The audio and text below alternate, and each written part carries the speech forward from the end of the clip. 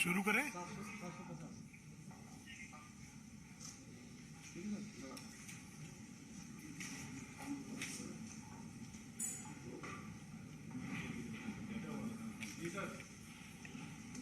Bharatiya Janata party के राष्ट्रीय प्रवक्ता सांसद आदरणीय डॉक्टर सुधांशु त्रिवेदी जी, भारतीय जनता पार्टी के सांसद आदरणीय प्रवेश वर्मा जी और दिल्ली प्रदेश भारतीय जनता पार्टी के प्रवक्ता आदरणीय हरीश खुराना जी उपस्थित हैं। मैं आदरणीय डॉक्टर सुधांशु त्रिवेदी जी से आग्रह करूंगा कि आप सबको संबोधित करें।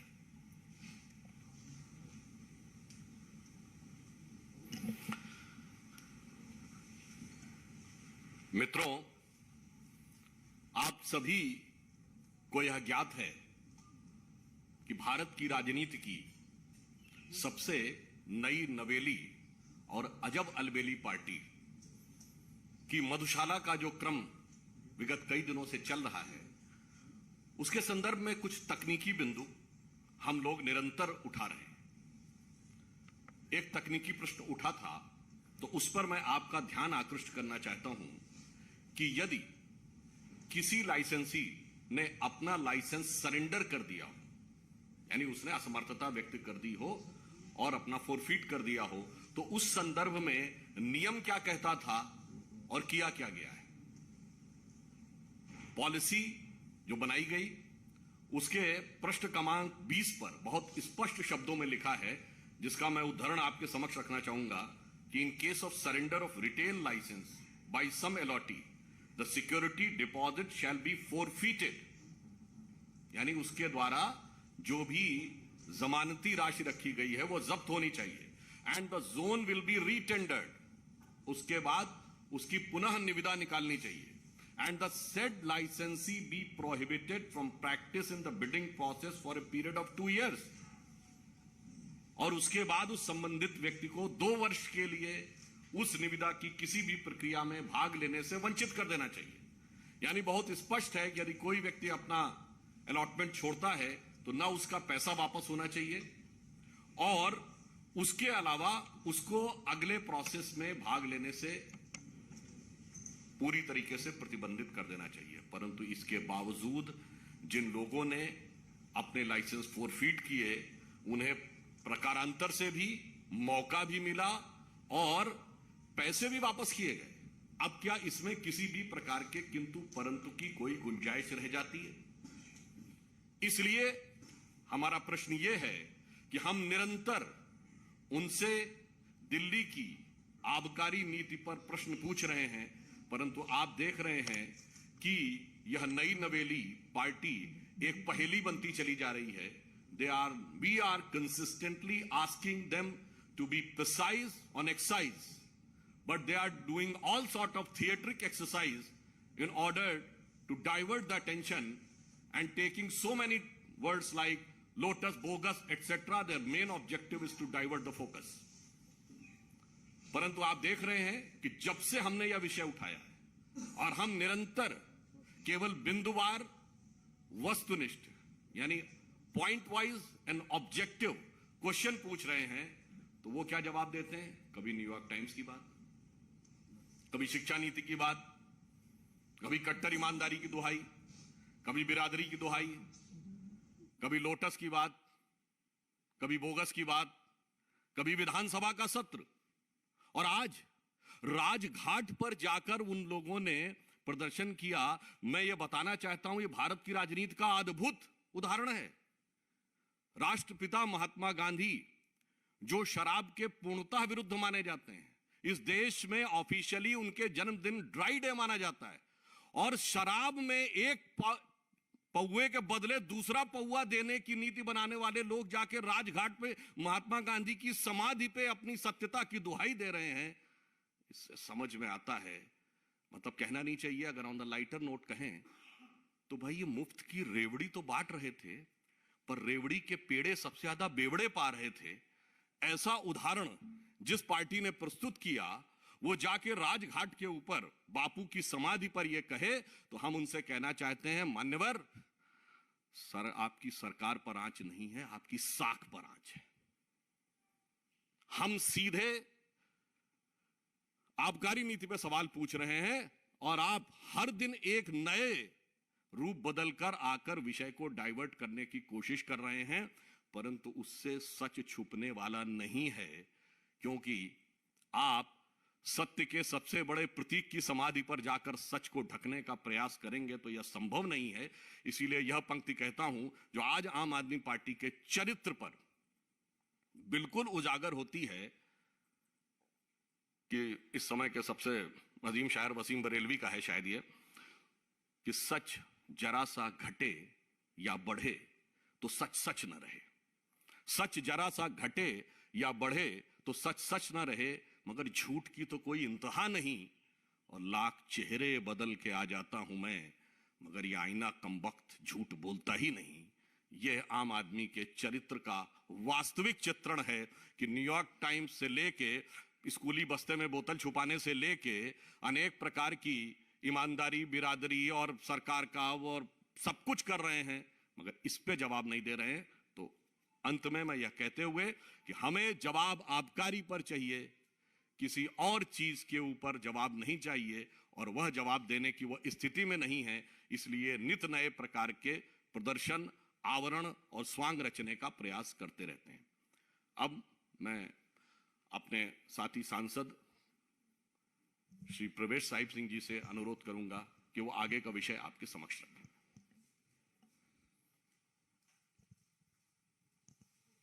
धन्यवाद सुधांशु जी।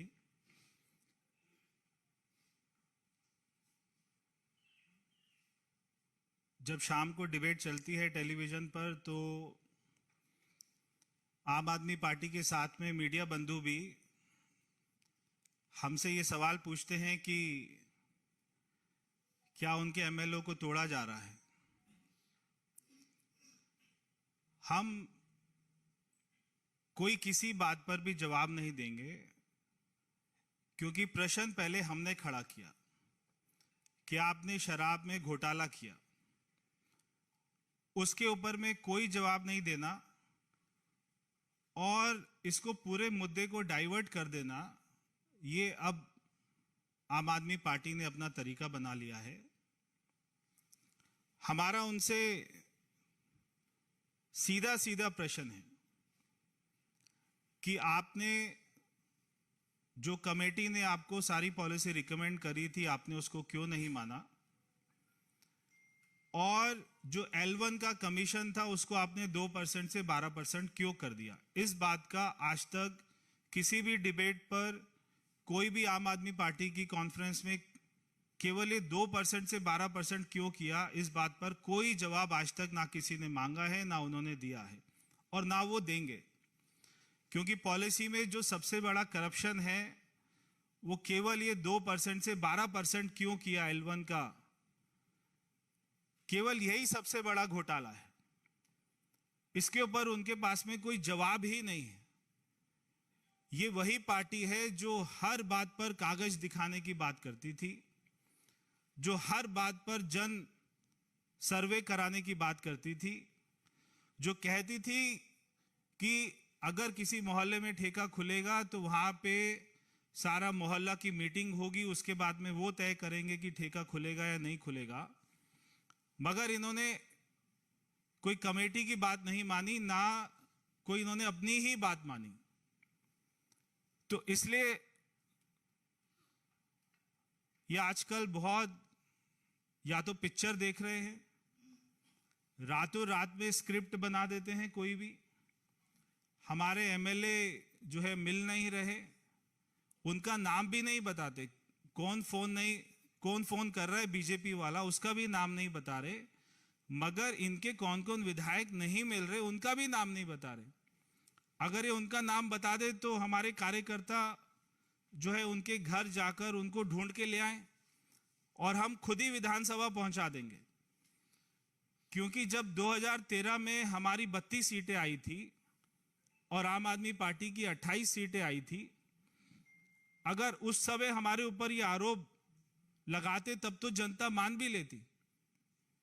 जितनी बेखूबी से, जितने विश्वास के साथ में आज ये बोलते हैं। मगर आज जब हमारे केवल 8 विधायक हैं और इनके 62 विधायक हैं, अगर 50 विधायक भी आ जाएंगे तो भी हमारी सरकार नहीं बनेगी। तो हमारे 5 विधायकों को जो है खरीद रहे हैं, 10 को खरीद रहे हैं, इस बात में कोई दम ही नहीं है। तो हम कोई भी जो भी इनके प्रश्न है उसके बारे में तब तक नहीं बोलेंगे जब तक ये हमारे प्रश्नों का जवाब नहीं देंगे। हमारा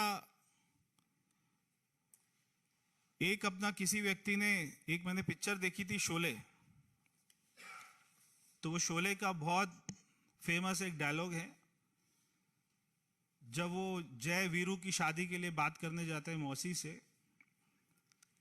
तो फिर वो उनसे पूछते हैं कि भाई अपना जो है कोई झूठ वूठ तो नहीं बोलता? तो बोलते नहीं, कोई ऐसा झूठ नहीं बोलता, बच्चों की कसम खा लेता है बस, जो है अन्ना जी को धोखा दे देता है, गाड़ी बंगला सिक्योरिटी ले लेता है, कांग्रेस से समर्थन लेकर सरकार बना लेता है, हमारे नेताओं पर झूठे आरोप लगाकर माफी मांग लेता है और ज्यादा झूठ नहीं बोलता, बस इतना ही झूठ बोलता है। तो वो पूछते हैं विकास तो कराता है ना, विकास को डेवलपमेंट तो करा रहे हैं?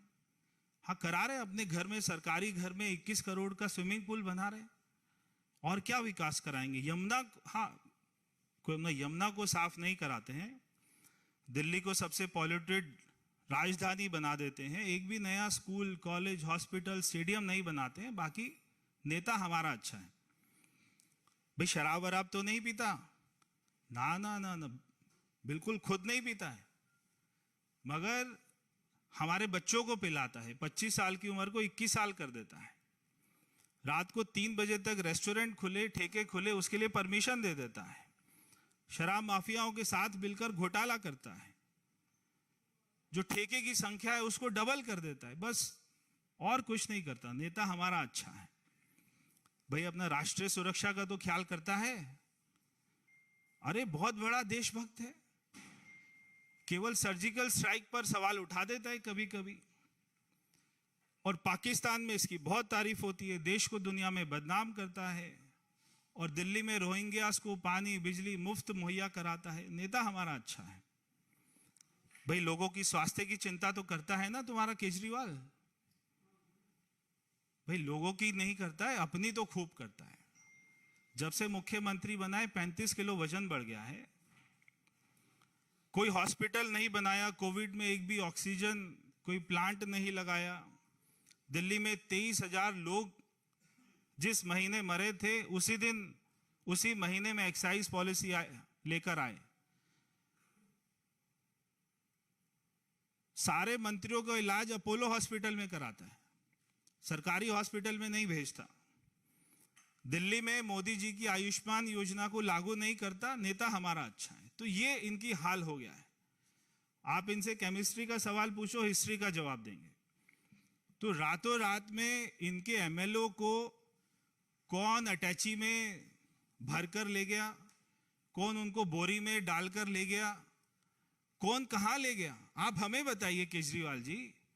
अगर आपका कोई एमएलए नहीं मिल रहा है, आप हमें बताइए, हम दिल्ली पुलिस में कंप्लेंट करके उसको घर से अपनी गाड़ी में लेकर आपकी विधानसभा में आपके घर तक पहुंचाएंगे, सुरक्षित पहुंचाएंगे। आप उसका नाम, मगर नाम तो बताना पड़ेगा, कौन आपको फोन कर रहा है वो तो बताना पड़ेगा। आज इन्होंने राजघाट को, एक अपना राजघाट जैसी पवित्र स्थान को गंदा कर दिया है। तो हमारे कार्यकर्ता आज वहां पर जाएंगे, वहां पे गंगा जल का छिड़काव करेंगे, क्योंकि वो हमारे राष्ट्रपिता महात्मा गांधी जी जो हमेशा शराब का विरोध करते थे, आज उधर जाकर कम से कम ये पश्चाताप करके ये तो बताएं कि उन्होंने कितने सैकड़ों करोड़ का घोटाला किया है। वहां पर जाके तो माफी मांग ले। मगर इनको इतनी शर्म नहीं है कि ये क्या कर रहे हैं। इनको एक बात अच्छे से पता है कि केजरीवाल जी को, जो ये बार बार बोलते हैं मनीष सिसोदिया जी 2-3 दिन में जेल में जाने वाले हैं, ये बात इनको अच्छे से पता है। और मनीष सिसोदिया को ये बात अच्छे से पता है कि उसने फाइल पर साइन किए थे। चाहे ये जो मर्जी, जितना मर्जी अच्छा ड्रामा कर लें, चाहे एक दूसरे को ऑस्कर के लिए नॉमिनेट कर दें, मगर इनका जेल जाना निश्चित है।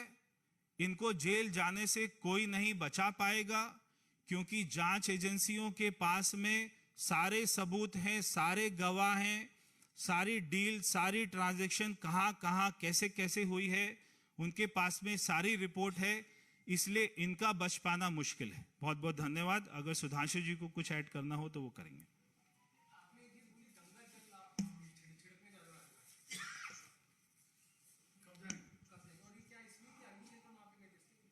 बिल्कुल, और तो कोई कारण नहीं है, क्योंकि आज उन्होंने जो दिल्ली में शराब माफियाओं के साथ में मिलकर जब दिल्ली में 23,000 लोग कोविड से मरे, उस महीने में ये एक्साइज पॉलिसी लेके आते हैं और इनका सांसद राघव चड्ढा ये कहता है कि अगर मार्च में कोविड आ गया तो हमें क्या लेना देना, अगर लोग मर रहे हैं तो हमें क्या लेना देना, हम तो शराब की पॉलिसी लेकर आएंगे।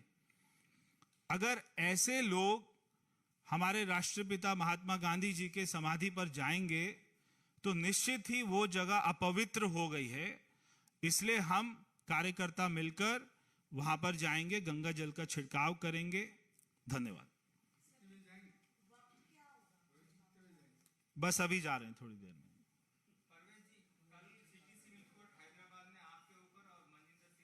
जी,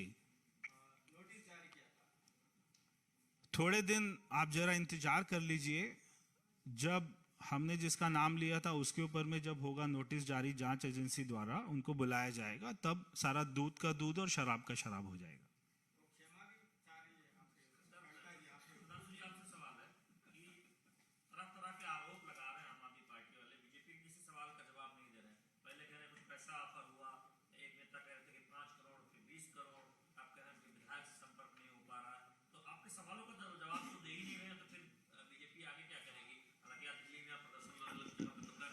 देखिए, अनर्गल आरोप लगाना उनकी नैसर्गिक प्रवृत्ति है। न मेरी बात मानिए न उनकी बात मानिए। यह भारत की राजनीति की एकमात्र अद्भुत पार्टी है जिसने नेताओं पर अनर्गल आरोप लगाए और सर्वोच्च न्यायालय में जाके माफी मांगी। नितिन गडकरी जी के ऊपर, स्वर्गीय अरुण जेटली जी के ऊपर, इवन कांग्रेस के कुछ नेताओं, शायद कपिल सिब्बल जी और मनीष तिवारी जी के ऊपर। भारत के राजनीतिक इतिहास में राजनीतिक आरोप के लिए सर्वोच्च न्यायालय में जाकर क्षमा याचना करने वाली पार्टी के आरोपों को कितनी गंभीरता से लिया जाना चाहिए, मुझे लगता है इसके लिए किसी भी प्रकार के प्रमाण की आवश्यकता नहीं है, because it is duly certified in the Supreme Court of India. Neeraj Pandey जी।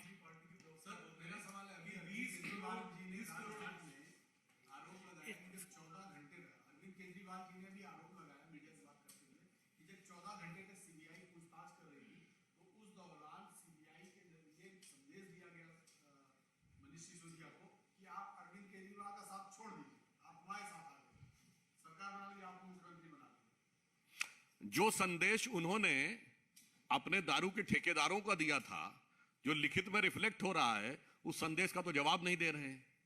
और अपने अद्भुत अपरिमित अंतर्ज्ञान से पता नहीं कहां से उनको ये इल्हाम हो जाता है कि वो ये बताना शुरू कर देते हैं। और जैसा कि अभी प्रवेश जी ने कहा, जब जवाब पूछा जाता है तो कुछ और बोलने लगते हैं। इसीलिए उनकी प्रामाणिकता, एक जैसे मैं कहता हूं, एक शासकीय शब्दावली में एक शब्द होता है ना, यदि किसी व्यक्ति की पूरी एक्ट ऐसा हो कि इंटेग्रिटी डाउटफुल हो जाए, तो उसमें यह कहा जाता है कि इनकी सत्यनिष्ठा और प्रामाणिकता पूर्णतः संदिग्ध हो गई है। तो exactly their integrity is totally under suspicion. Sanjay Sharma ji.